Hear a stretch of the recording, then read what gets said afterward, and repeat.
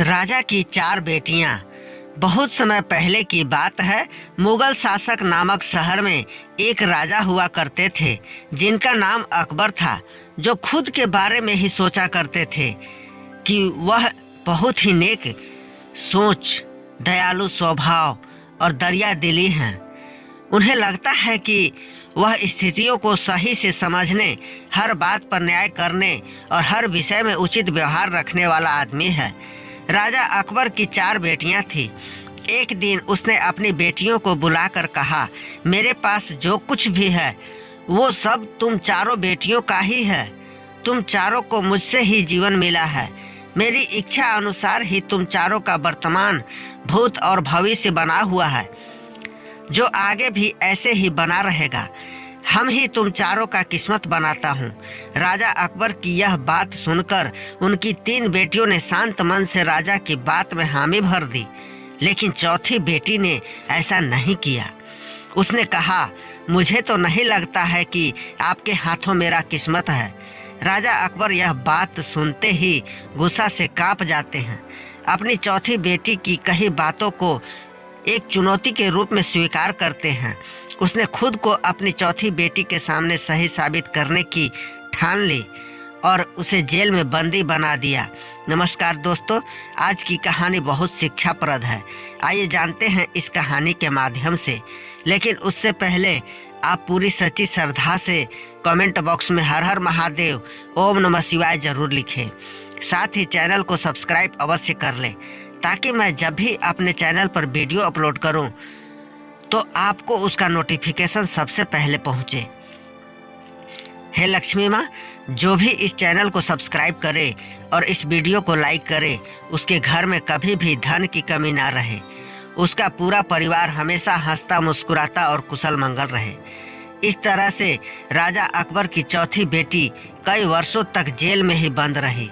राजा अकबर और उनकी बाकी की बेटियां राजसी जीवन जीते रहे। राजा अकबर मन ही मन सोचता है कि यह मेरा ही आदेश है, जो मेरी जिद्दी बेटी जेल में कैद है। लोगों को भी यही लग रहा होगा कि राजा का ही आदेश है जो उसकी बेटी को ऐसा किस्मत मिला है। उसकी प्रजा के लोग भी यही सोचते थे। उन्हें लगता था कि राजा अकबर की चौथी बेटी ने जरूर कोई गलत कार्य किया होगा, तभी उसे जेल में कैद करके रखा गया है, वरना कोई भी बाप अपनी बेटी के साथ भला ऐसा क्यों करेगा। राजा अकबर कभी कभी जेल में कैद अपनी चौथी बेटी से मिलने के लिए जाता था। उसकी बेटी बहुत कमजोर हो गई थी, लेकिन अभी भी उसके विचारों में कोई बदलाव नहीं आया था। मगर राजा अकबर अपनी कमजोर होती बेटी की हालत और नहीं देख पा रहा था। एक दिन उसने अपनी चौथी बेटी से कहा, इस तरह से तुम्हारा जिद करना मुझे बहुत गुस्सा दिलाता है। अगर तुम इसी तरह मेरी आंखों के सामने रही तो गुस्से में मैं न जाने क्या कर बैठूंगा। मैं तुम्हें मौत की सजा भी दे सकता हूँ, लेकिन मैं एक अच्छे दिल का हूँ, इसलिए मैंने सोचा है कि तुम अब मेरे राज्य के पास के ही एक जंगल वाली जमीन पर गांव के लोगों के साथ रहोगी। राजा अकबर ने आगे कहा, उस जंगल में सिर्फ उन्हीं लोगों को रखा जाता है जो मेरे आदेश का पालन नहीं करते। तुमने भी अपनी जिद की वजह से मेरी बात नहीं मानी, इसलिए तुम भी अब वहां मौजूद लोगों के साथ अपना पूरा जीवन काटोगी। इसके बाद चौथी बेटी को उस जंगल की जमीन पर रहने के लिए भेज दिया गया।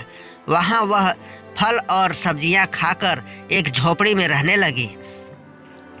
उसके पास पीने के लिए नदी का पानी और ठंड से बचने के लिए सिर्फ सूरज की धूप का ही सहारा था।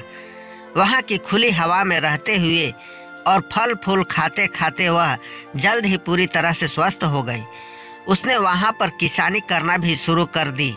झोपड़ी को उसने घर की तरह सजा लिया था और खुशी खुशी वहीं रहती थी। एक दिन वहां पर एक घूमता हुआ मुसाफिर आ पहुंचा। उसे देखते ही देखते राजा की चौथी बेटी से प्रेम हो गया और दोनों खुशी खुशी वहीं रहने लगे। उस जंगल में उन दोनों के अलावा और भी कई लोग रहते थे, जिनकी मदद से उन्होंने उस जंगल को एक शहर के रूप में बदल दिया। कुछ ही वर्षों में राजा की चौथी बेटी और वह मुसाफिर उस शहर के राजा रानी बन गए। अब उनके शहर की चर्चा दूर दूर तक होने लगी। जैसे ही इसकी जानकारी राजा अकबर को मिली, वह उस जंगल में सब कुछ देखने के लिए वहां पहुंच गया। जब उसने वहां की राजगद्दी पर अपनी बेटी को बैठे देखा और साथ में एक खूबसूरत युवक को, तो उसके होश उड़ गए। राजा अकबर की बेटी ने अपने महल में अपने बाप का पूरे सम्मान के साथ स्वागत किया। उसने अपने पिता से उसके बुरे बर्ताव व फैसले के लिए कुछ भी नहीं कहा। जैसे ही राजा वहां बैठा तो उसे एक आवाज़ सुनाई देने लगी जो कह रही थी कि हर इंसान स्वयं ही अपना किस्मत बनाता है, कोई अन्य इंसान किसी और का किस्मत नहीं बना सकता। इसके बाद राजा को स्वयं ही अपनी गलती पर पछतावा होने लगा और उसने अपनी सभी बेटियों को अपने किस्मत से आज़ाद कर दिया। उसने अपनी चारों बेटियों से कहा, भले ही तुम चारों का किस्मत मेरे हाथों में है, लेकिन हर व्यक्ति खुद ही परिस्थितियों के अनुसार अपना किस्मत अच्छा व बुरा बना सकता है। कहानी से सीख। राजा और उनकी 4 बेटियों की कहानी हमें यह सीख देती है कि कोई भी व्यक्ति किसी का किस्मत बना या बिगाड़ नहीं सकता। हमारा किस्मत स्वयं हमारे हाथों में ही होता है, जिसे हम अपनी सूझबूझ से बुरी परिस्थितियों में भी अच्छा बना सकते हैं। दोस्तों, कैसी लगी कहानी? चाहे जैसी भी लगी हो, कृपया कमेंट करके हमें ज़रूर बताइएगा। मिलते हैं नेक्स्ट वीडियो में। तब तक आप सभी लोग खुश रहिए, मस्त रहिए, स्वस्थ रहिए और इसी तरह अपने भाई का सपोर्ट करते रहिए। भगवान से यही शुभकामना करते हुए विदा लेते हैं आप सभी से।